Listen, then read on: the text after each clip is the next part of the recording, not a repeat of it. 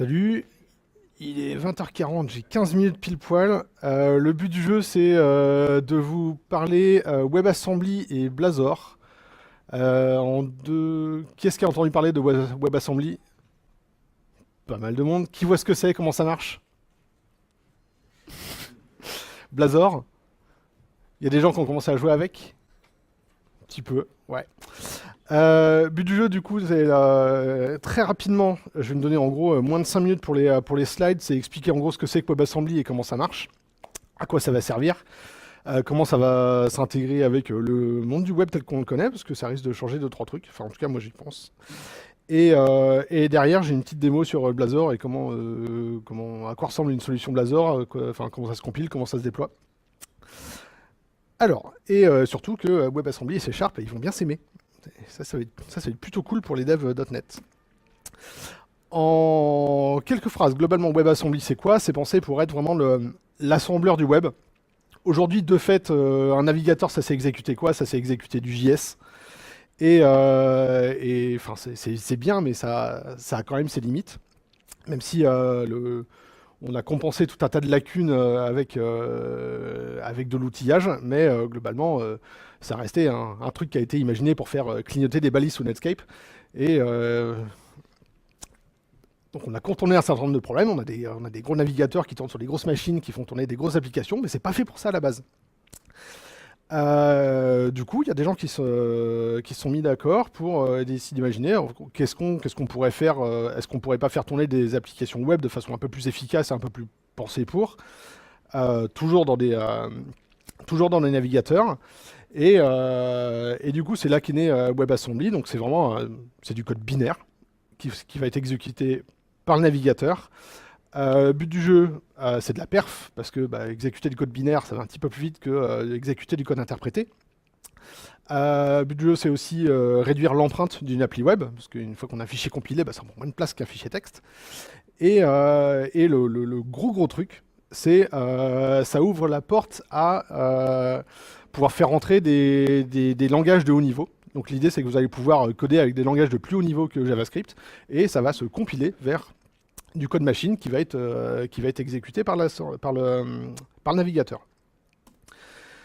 Qui c'est qui est derrière ça? La bonne nouvelle, c'est que c'est le W3C, donc c'est pas Silverlight 2, c'est pas juste un éditeur qui va essayer de faire tourner des trucs avec un gros plugin dans le navigateur. Non, c'est vraiment c'est du standard, c'est du natif. Derrière, il y a quand même il y a Mozilla, Google, Apple et MS, donc global. Une grosse partie du web moderne. Donc ça, c'est plutôt rassurant. Donc c'est sous l'égide du W3C, donc c'est vraiment un standard, c'est une norme. Et avec l'appui des gros éditeurs. La promesse, comme je vous l'avais dit, 1, rapidité d'exécution, 2, portabilité.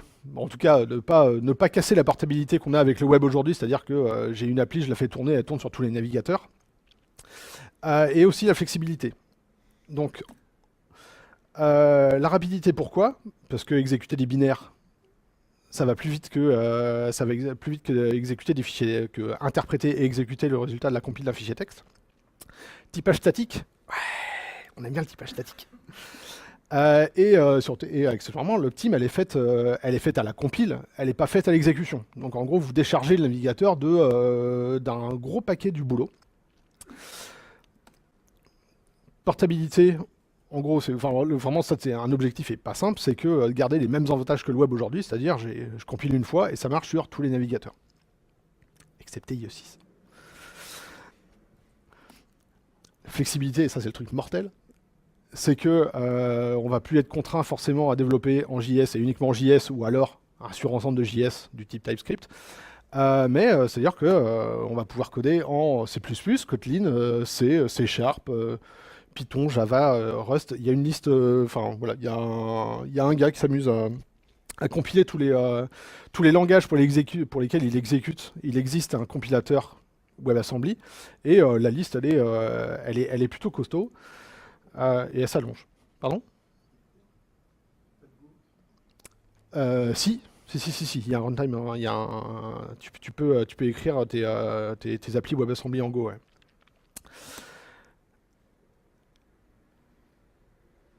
Moi, je pense que ça vaut le coup de prendre la pilule rouge, c'est vraiment commencer à s'intéresser à ça, parce que moi, je suis plutôt convaincu que ça va plutôt radicalement changer la phase du développement web sur les prochaines années. Euh, voilà, c'est un pari, hein, c'est encore l'expérimental. Le standard, il est pas tout à fait finalisé, mais il y a en gros la 1.0 du standard WebAssembly, et normalement pour tout bientôt bientôt. Pour se renseigner, webassembly.org enfin, voilà, qui référence tous les documents de référence. Il y a un article de blog mortel d'une meuf qui est stagiaire chez Mozilla. La fille, elle a 20 ans, elle a tout capté. Et elle arrive à l'expliquer de façon assez limpide. Moi, j'aimerais bien savoir écrire comme elle maintenant. Et voilà, elle n'a même pas fini ses études. Petite leçon d'humilité. Pour ceux qui connaissent Rick Strahl, c'est un vieux MVP.NET, le mec ça va faire 20 ans qu'il est MVP. Et en gros, sur les sujets du web, il est plutôt incollable. Il a écrit un super papier sur CodeMag, donc, que je vous invite à lire également. Et a commencé à jeter un œil à Blazor, qui est en gros l'implème C# de WebAssembly. Je me répète, mais allez vraiment lire son article à elle, c'est vraiment, vraiment très très bien. Et maintenant, ce qu'on va faire, c'est que Blazor, c'est quoi? En gros, c'est la contraction de browser et de Razor. Donc, on commence à voir l'idée que Razor, c'est un langage qui est plutôt cool. On veut continuer à faire tourner ça dans le navigateur. Et du coup, MS a une première ébauche d'un framework expérimental donc, qui s'appelle Blazor. Et on va rapidement voir à quoi ça ressemble. Hop. Alors, pour ça... je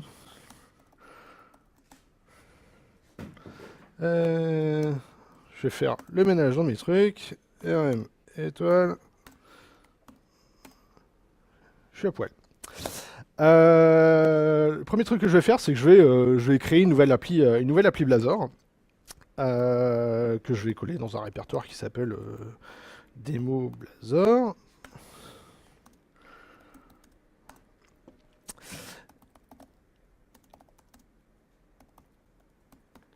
.NET New Blazor. Donc, pour ceux qui ne sont pas familiers avec la ligne de commande .NET, ça vaut le coup de s'y intéresser. Il y a des templates, les premiers templates Blazor sont sortis. Et il marche pas toujours. Je vous cache pas que en gros, le challenge de ma démo, ça a été aligner les frameworks expérimentaux qui sont pas, c'est pas encore tout à fait sec.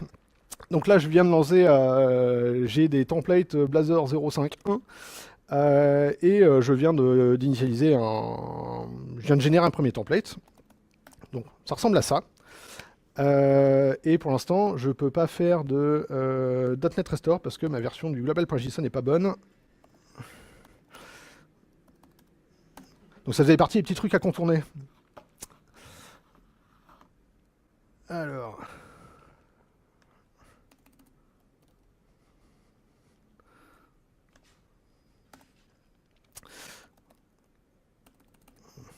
Vous voyez bien ou pas? Ouais. .NET Restore marche. À quoi ça ressemble? C'est un vieux Hello World. Hein. .NET Run.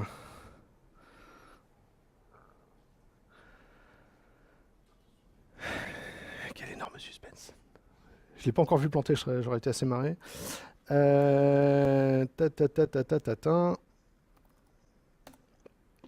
Localhost de 5000. Voilà, donc ça c'est le template par défaut de Blazor qui contient une page d'accueil, une page avec un compteur, je peux cliquer dessus, ça m'incrémente un compteur, c'est génial, et un truc qui va me fetcher quelques datas et qui les affiche. Donc rien de bien compliqué, mais on va regarder comment ça marche. J'arrête mon appli et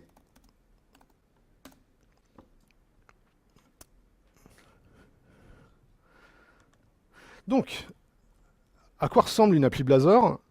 Elle est composée d'un certain nombre de fichiers. Point d'entrée, un programme.cs.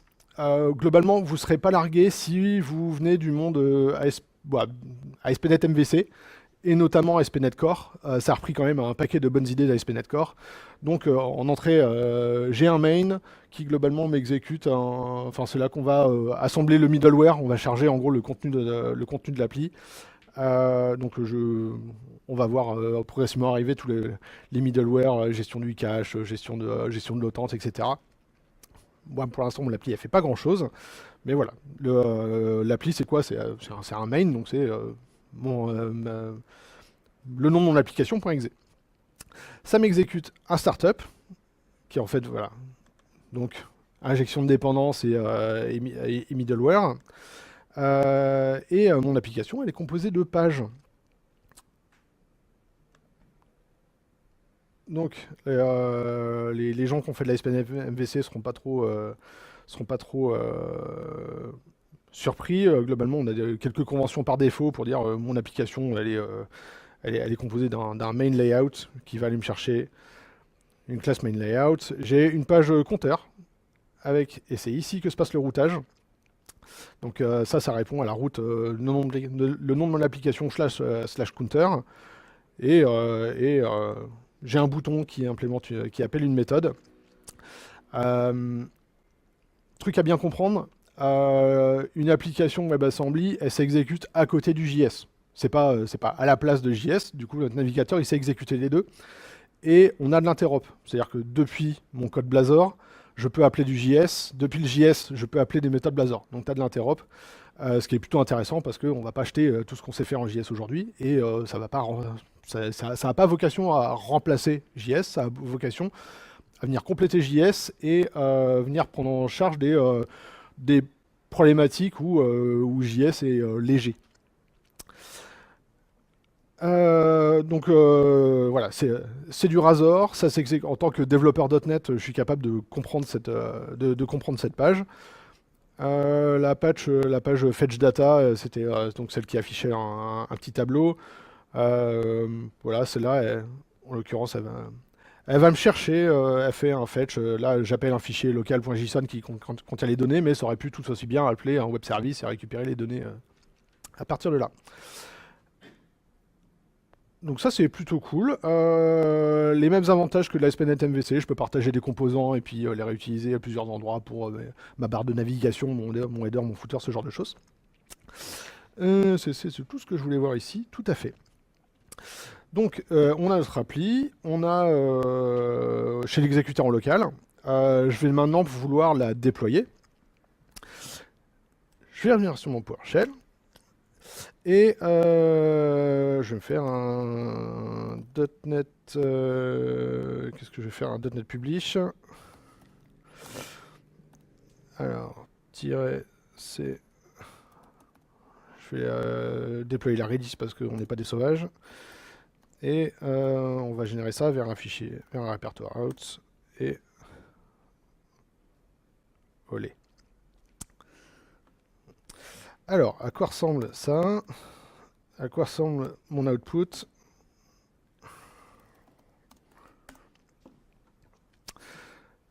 Globalement, c'est pas bien compliqué. Un webconf pour la rétro-compat avec 2IS. Un global JSON pour dire avec quelle version de .NET je tourne. Et le contenu de mon appli dans un répertoire dist. Et en gros, qu'est-ce que la publication m'a fait? Elle m'a copié le résultat, enfin le contenu de mon répertoire wroute, qui contient en gros mes fichiers statiques, mes CSS, mes bouts de JS éventuellement, mon point d'entrée index.html, et le reste il l'a compilé. Il a compilé ça dans un répertoire qui s'appelle underscore framework. Pour les vieux navigateurs qui savent pas, enfin les vieux navigateurs d'il y a à peu près 4 mois, qui savaient pas encore exécuter du WebAssembly, il y avait une première initiative qui s'appelle ASMJS, qui était en gros la version très très très embryonnaire du WebAssembly. Du coup, voilà, ce truc-là, c'est gérer la rétrocompat avec cette chose. Ce qui nous intéresse, nous, c'est ce qu'il y a dans le répertoire bin, et là, ça ressemble pas mal à ce qu'on a dans le monde .NET, à savoir le résultat d'une compile. Et moi, ce qui m'intéresse, c'est celui-ci.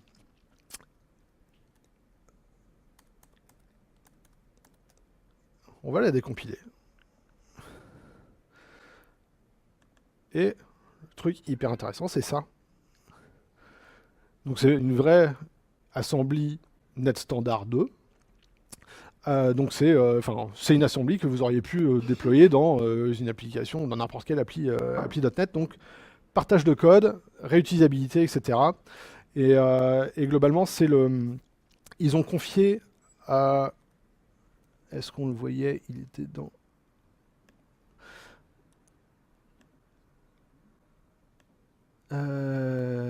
Pardon. Ouais, framework. Et dans WebAssembly, en fait, il y a une implème de Mono. Donc c'est Mono qui s'occupe de l'interop. Et du coup, il y a un runtime, il y a un runtime spécial. Ouais.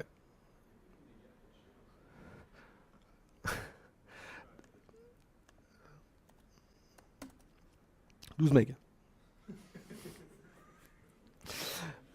C'est vrai, non, on est vraiment sur de l'expérimental. En gros, il y a des trucs qui marchent. Il y a plein de trucs temporaires, d'ailleurs, ça se voit dans le code. Dans le code qui est généré, il y a plein de trucs. Alors, on a fait comme ça pour le moment. Ce sera mieux plus tard. Ouais, pour l'instant, c'est long. Mais il faut voir qu'il y a tout un runtime .NET Core. Enfin, il y a de quoi exécuter toute une appli composée d'assembly net standard. On est loin des 400 MB du framework full. On n'est pas encore aux versions ultra light d'une appli ASP.NET Core, mais voilà, et ça bouge. Hein. Enfin, là, on en est à la version 0.5.1 du framework Blazor. Ça fait à peu près un peu moins d'un an que je regarde, et enfin, des versions, on a tous les mois, quoi. Et moi, je me suis assez pris la tête là-dessus parce que les templates ils bougent, les namespaces ils n'arrêtent pas de bouger, le résultat de la compile c'est jamais le même, enfin, on s'amuse bien. Et j'en étais à décompiler. Ouais, donc c'est une vraie assembly, net standard qui s'explore, et ça se décompile même très bien. C'est-à-dire que je retrouve vraiment exactement le code que j'avais dans ma pré-compilation. Une fois que j'ai tout ça, je vais vouloir héberger mon application. Donc j'ai mon répertoire out. C'est qu'il faut que j'aille plus vite, c'est ça?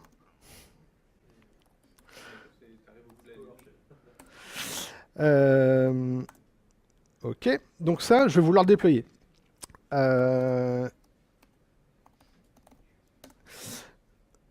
Et je vais utiliser un truc qui est plutôt cool, qui est que depuis peu, on peut... Enfin, il y avait un truc dans Azure qui était vachement bien pour servir des fichiers, c'est le blob storage. Et il y a une version en preview actuellement qui sait servir des sites statiques. Donc là, mon appli, je vais la déployer dans un blob storage. Et ce sera le dernier truc que je vais vous montrer. C'est bon, je suis connecté et je peux copier cette jolie ligne que je me suis fait chier à assembler. C'est ce truc-là qui marchait pas parce que le blob storage était en vrac tout à l'heure. Est-ce qu'il marche mieux? Donc là, ce que j'ai fait, c'est que je prends mon répertoire de sortie, en gros mes artefacts, le contenu de ma release, et là, je les pousse vers un blob storage.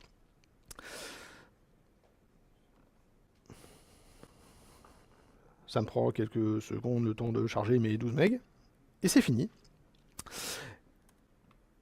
Qu'est-ce que ça m'a fait? Ça m'a... j'avais préparé... ah, c'est rigolo ça. Pardon.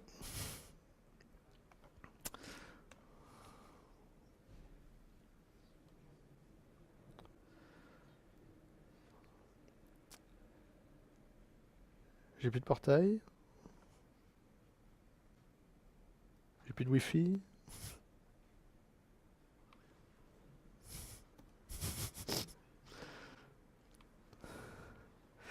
Hey. Donc, ce que j'ai fait, c'est que j'avais préparé je m'étais préparé un conteneur blob storage. J'ai activé ici la preview des static websites. Ce que ça fait, en fait, c'est que ça me crée un conteneur $web par défaut. Et ce truc-là, du coup, il est prêt à recevoir et à servir des fichiers statiques. Donc c'est cool parce que, une appli comme ça, tout se passe côté client. Et du coup, enfin, un blob storage, ça sait très bien servir des fichiers JS et en l'occurrence pas DLL. Du coup, maintenant, bah, du coup, j'ai uploadé le résultat de ma release qui se retrouve là-dedans, à l'identique.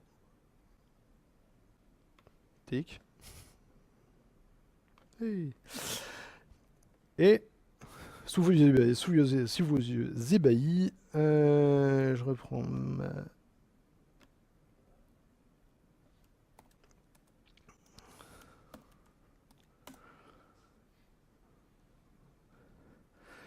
le même site qui s'exécute depuis un blob storage. Ça. Je suis content parce que le déploiement marchait pas il y a 20 minutes. J'ai tenu en un quart d'heure. Ouais. Est-ce que vous avez des questions?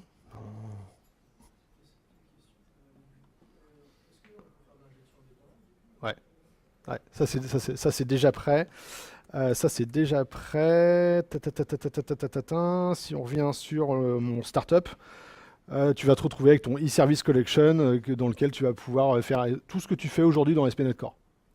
Enfin, dans .NET Core en règle générale. Si, si, si. Enfin, tout ça, c'est déjà vrai. Ils ont déjà repris toutes les bonnes idées de SPNet Core. Et ça s'exécute dans un navigateur. Ouais. Il y a des. Alors, tout marche pas. T'as pas accès à tout. Tu peux pas. Enfin, t'es contraint à net standard de minimum pour toutes les assemblées que tu voudrais tirer. Donc, tu peux pas récupérer n'importe quel package NuGet. Enfin, tout s'exécute pas. Donc, ça vient avec ses contraintes, mais ça marchote déjà. C'est clairement de l'expérimental, mais franchement, ça vaut vraiment le coup d'être investigué et d'y intéresser. Ouais.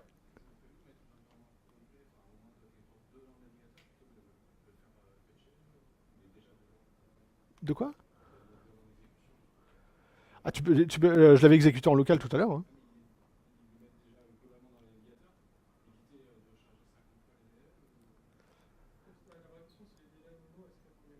Ah, alors, il y a pas de DLL mono. À savoir, genre le runtime mono, c'est un gros fichier JS. Ouais, moi je l'ai uploadé là. Cela dit, rien ne t'empêche de l'héberger sur un CDN. Enfin, ouais, on peut s'attendre à ce genre de truc pour justement faire baisser l'empreinte. Parce que là, du coup, on embarque tout le frame. Enfin, on embarque un sous-ensemble du framework. Hein. Ouais, je peux pas dire ce qui va arriver. Enfin, il y a des chances que ça arrive. Je peux pas l'assurer, mais. Enfin, c'est un des gros challenges sur lesquels ils sont, c'est si diminuer l'empreinte et que ton Hello World il fasse pas 12 megs. Enfin,